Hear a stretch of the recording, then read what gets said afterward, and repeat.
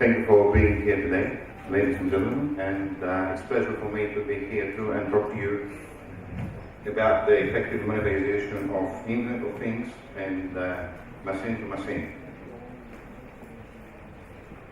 Well, actually, the terms Internet of Things, abbreviated IoT, and machine to machine, abbreviated M2M, refer to technologies that allow objects with a unique identifier to communicate by transferring data over a network without requiring human interference.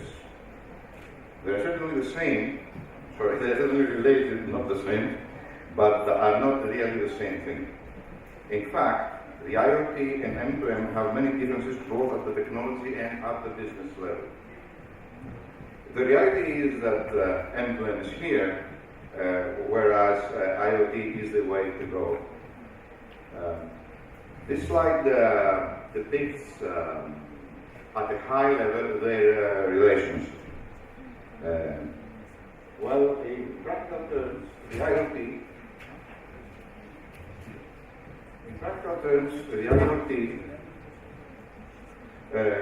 connects different M2M pillars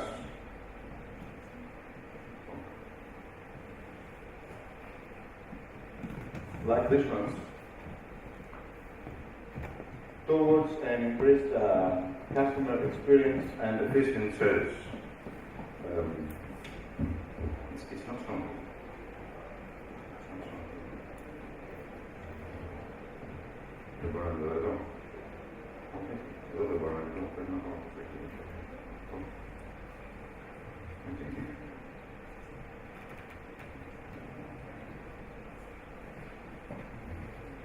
Lately, more useful terms have appeared in the literature related to IoT and M2M. One of those terms is the subnet of things, which is considered to be actually an island of interconnected devices driven either by a single point of control, a single point of data aggregation, potentially a common cause or technology standard. From this perspective, this example shown on this slide is a subnet of things. The IoT and the M2M already bring benefits to several industries today by enabling the implementation of value, a wide range of applications for mainly monitoring and control purposes. Industrial automation, logistics, healthcare, smart grid, and smart cities are some of those industries. The real potential of IoT and M2M is the revenue generation, the new revenue streams that might be generated through the monetization of domain-specific or cross-domain applications and the effective management of an ever-expanding value chain of stakeholders. The expectations today are really high. The M2M industry is projected to maintain a 23% annual growth rates over the next decade and worth $948 billion by 2020, which is a massive year, as you must have understood. Also, the IoT is expected to generate about $19 trillion over the coming years. However, recent researches show that 70% of organizations do not derive today significant commercial value from IoT and M2M.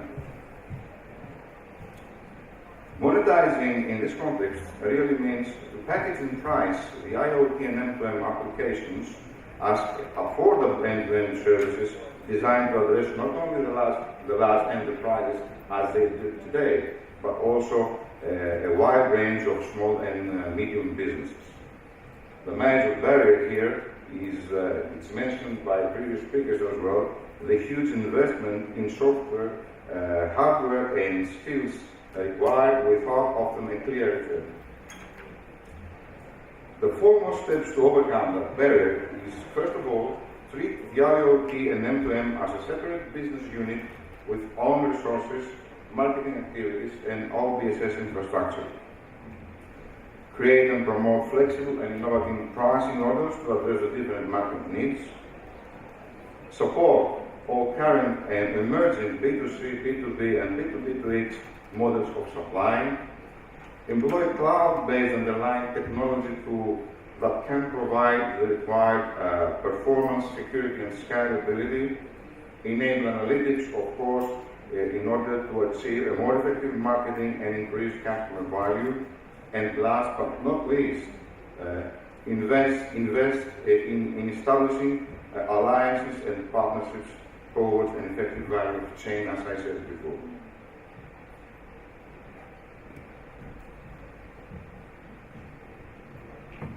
At this point, it is important to see how an IoT and M2M application is packaged as an end-to-end service.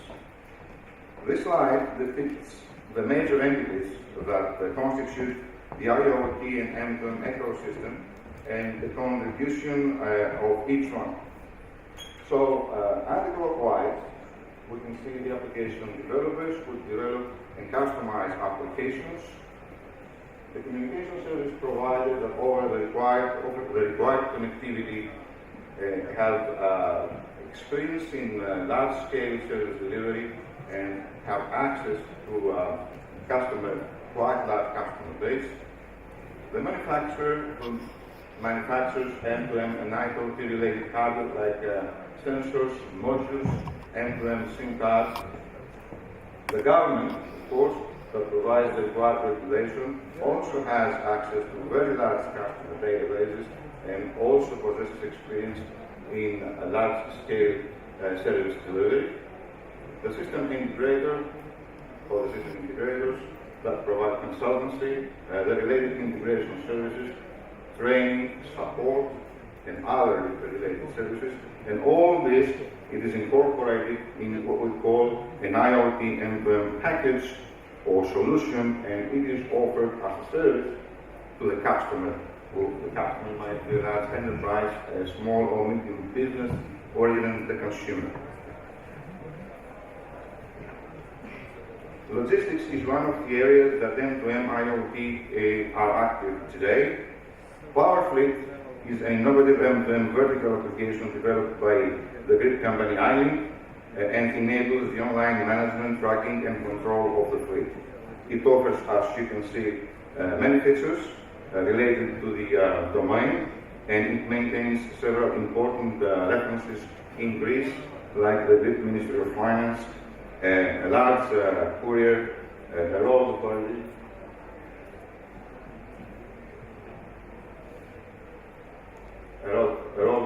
and the Asian Airlines or tankers. This is a high-level architecture of the application I was talking about before. So you can see the fleet of the transportation company connected to the back office application, PowerFleet here, through an M2M enablement framework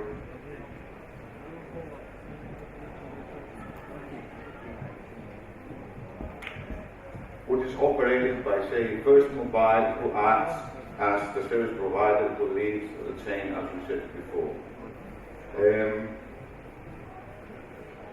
The key aspect of monetizing such an application like fleet management is creating packages that address the different market needs and most likely than not depend on the size of the market address. So we can create the basic package that offers tracking, alerts, vehicle history, possibly, and the required dashboards. Another package that we may create is a premium one, say, that includes all the basic features plus geofence management, and a third one might be an enterprise package with all premium features plus vehicle maintenance. To price those packages, we may combine a monthly application fee depending on the package and also pay-per-use rates depending, for example, on the number of the real-time alerts generated in a period. Additional charges are applicable, for example, a run rate of 0.2 euro for each additional megabyte of data transfer, or a fee of, say, 5 euro for additional gigabyte of cloud storage in the given period. Additional revenues can be produced by selling, for instance, targeting advertising, sending advertisements into the display unit in the vehicle. And therefore, you can offer motivational discounts to those fleet operators that opt in for targeted advertising. There are opportunities for cross-selling, like selling a smart parking application along with the fleet management or even usage-based insurance applications. Another area another area that healthcare that is of the interest is in the interest of the M2M and IoT initiative is the healthcare. Vidavo is again a Greek-based company that offers several such applications. One of those is Intracom, which is an innovative diabetes mobile health solution with many features as you can see here. Vidavo has implemented a large project in Albania to provide telemedicine services to 400 remote villages, sponsored by an Albanian foundation, launched on January 2012. Vidavo is another implementation, large one in Romania by Vidavo, to take care of more than 1.5 million diabetics and another 500,000 not on treatment but with high blood glucose as well. These are the two major projects. They have many other projects in Greece and Europe as well. Here you can see another example of monetizing such an application. You can again see high-level architecture. Sorry, I missed those ones.